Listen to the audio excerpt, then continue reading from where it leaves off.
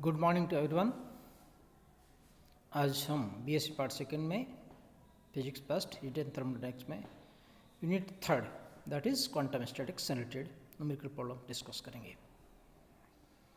जैसे आपने पुराने पेपर्स देखे होंगे, ये कई बार इम्पोर्टेंट क्वेश्चंस पूछे जाते हैं न्यूमेरिकल्स में। कुछ परसेंटेज होता है न्यूमेरिकल्स का, ये उतना ही महत्व रखता है जितना थ्योरेटिकल कॉन्सेप्ट रखते हैं।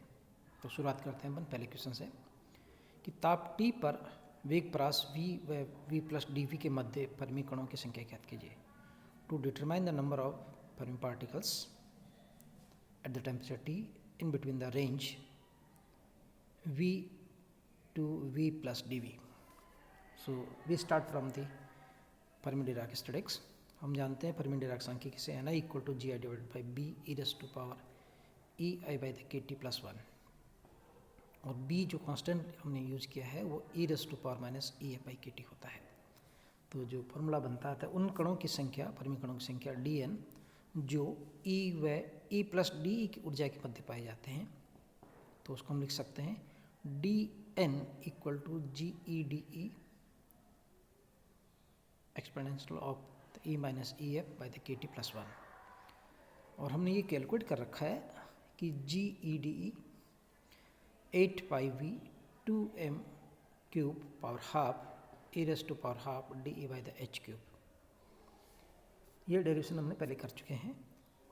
तो सब्स्टिट्यूट करते हैं हम जी डी की वैल्यू, रिजल्ट मिलता है हमें d N equal to 8 pi we 2 m cube power half e raise to power half d e divided by h cube exponential of the e minus E f k t by the k T plus one. And we have given the e equal to the half M we square current energy. So इसका differentiate करें, D E equal to हो जाएगा M V D we.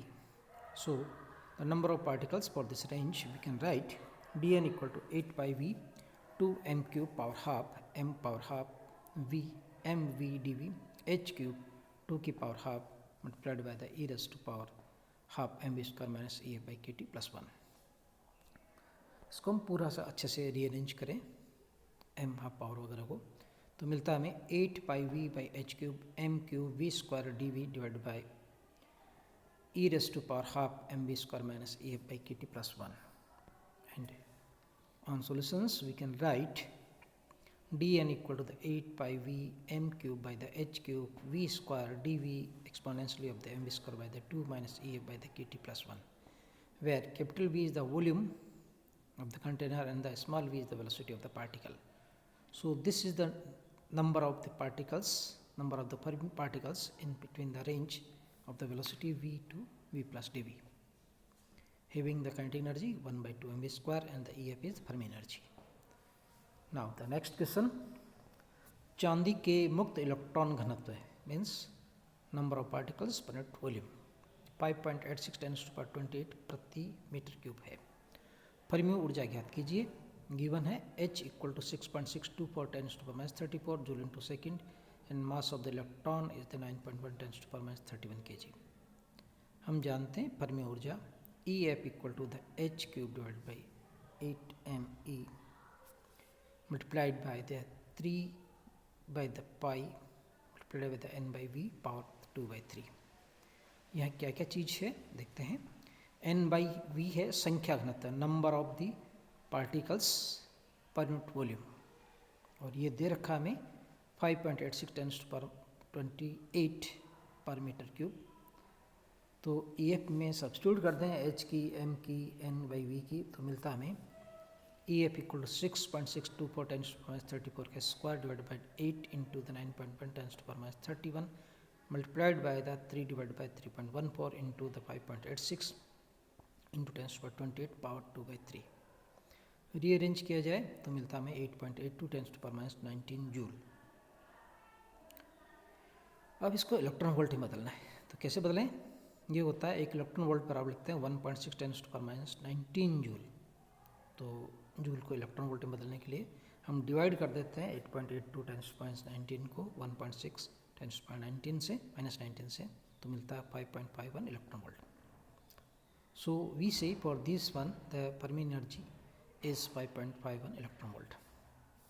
Next question, for the sodium Fermi ऊर्जा व Fermi ताप ज्ञात कीजिए। दिया गया है मुक्त इलेक्ट्रॉन प्रति एक मुक्त इलेक्ट्रॉन प्रति परमाणु है, मीन्स प्रति परमाणु में एक इलेक्ट्रॉन मुक्त होता है। एक तो ये हुआ। दूसरा सोडियम का अणुभार हम जानते हैं 23 होता है। डेंसिटी हमें दे रखी है 0.97 ग्राम पर सेंटीमीटर क्यूब CGS में है। So we know the Fermi energy, इससे पहले फॉर्मूला लिखा था हमने, EF equal to the h cube divide by 8m multiplied by the 3/π/n/v power 2/3। Electron मुक्त इलेक्ट्रॉन का संख्या घनत्व n/v ज्ञात करना है। तो कैसे ज्ञात करते हैं, देखिए इसको। अणुभार हमारा मोलिकुलर वेट है 23 mu। 23 ग्राम सोडियम में परमाणुओं की संख्या होती है एवोगैड्रो संख्या के बराबर। ये पता ही हमें, अणुभार में परमाणुओं की संख्या कितनी होती है, एवोगैड्रो नंबर के बराबर होती है।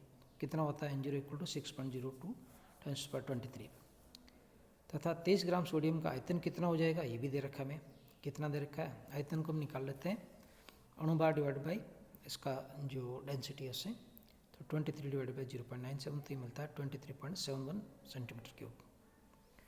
अब इसको रीअरेंज किया जाए तो n/v मिलता है 6.02 × 10⁻23 डिवाइड बाई 23.71 प्रति सेंटीमीटर क्यूब।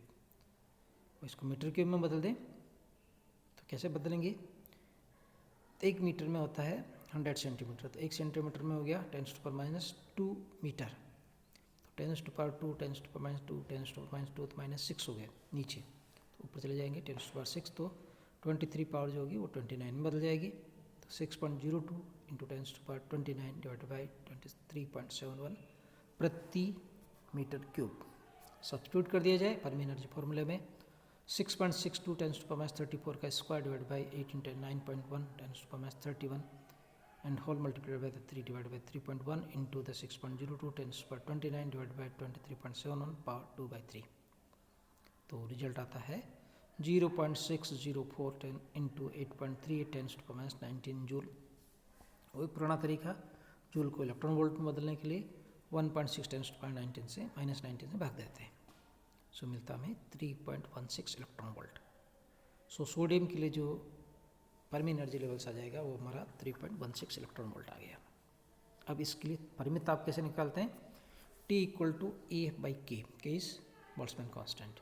तो मिलता है 5.06 10⁻19 divided by 1.38 into 10⁻23, so this will give 3.66 10⁻4 kelvin. Next question, एक द्विपरमाणु अणु के लिए कंपन संवितरण फलन ज्ञात कीजिए। एक द्विपरमाणु अणु को आवर्ती दोलक मारने पर कंपन की ऊर्जा होती है En equal to n1/2 hν। Quantized होता है, जिसे हम पहले भी पढ़ के आए इसको। यहाँ पे n क्वांटम संख्या कहलाती है, जिसका मान 1 2 3 4 हो सकता है। न्यू इसकी कंपन आवृत्ति कहलाती है। तो एक अणु के लिए कंपनिक संवितरण फलन अपन लिखते हैं distribution functions Zn equal to sigma n equal to 0 to ∞ e⁻e/kT। Substitute करते हैं e की वैल्यू, तो मिलता है हमें Zn equal to sigma 0 to ∞ e⁻n/½ multiply by hν/kT। Constant क्या है इसमें, e⁻−hν/kT, और जो समेशन में आ जाता है summation from n equal to 0 to ∞ e⁻n⁻hν/kT। इसको हम 0 1 2 3 लिखते चलें तो सीरीज बन जाएगी। तो कैसे आएगी, e⁻−hν/2kT multiplied by the 1 plus e⁻−hν/kT plus e⁻²hν/kT and so इस तरह से लिखते चलेंगे अपन, n की वैल्यू चेंज करते जाएंगे। तो एक सीरीज बन गई। इसका जो रिजल्ट आता है समेशन का वो आता है equal to e⁻−hν/2kT multiplied by 1 divide by 1 minus e⁻−hν/kT। So इसको रीअरेंज कर दिया जाए, कैसे करते हैं देखिए। नीचे हर में से डिनोमीटर में से e⁻−hν/2kT कॉमन ले लेते हैं। तो क्या मिलता है, e⁻−hν/2kT multiplied by the e⁻hν/2kT minus e⁻−hν/2kT। ठीक है, तो ऊपर और नीचे e⁻−hν/2kT कैंसिल हो जाएगा, और नीचे जो फंक्शन आता है वो साइन हाइपरबोलिक में आ जाता है। कैसे आता है वो देखिए, साइन हाइपरबोलिक x लिखते हैं अपन ex माइनस e⁻−x/2, और तो जो नीचे वाला फॉर्मूला आ जाता है वो आ जाएगा that equal to 1 divide by 2 sine hyperbolic hν/2kT। So ये फॉर्मूला बन गया हमारे पास में किसका, जेड का समीकरण फलन का। अब यदि मान लो कि n विभेद्य द्विपरमाणु अणु हो इसके अंदर सिस्टम में, तो जो कंपनी समीकरण फलन आएगा Z equal to Z power n, capital N हो जाएगा। मीन्स जो अपना रिजल्ट आया उसको n से मल्टीप्लाई कर देंगे, मतलब पावर n हो जाएगा। सो 1 डिवाइड बाई 2 की power n sine hyperbolic n h new by twice kt. So this is the distribution function for the particles. Thank you very much.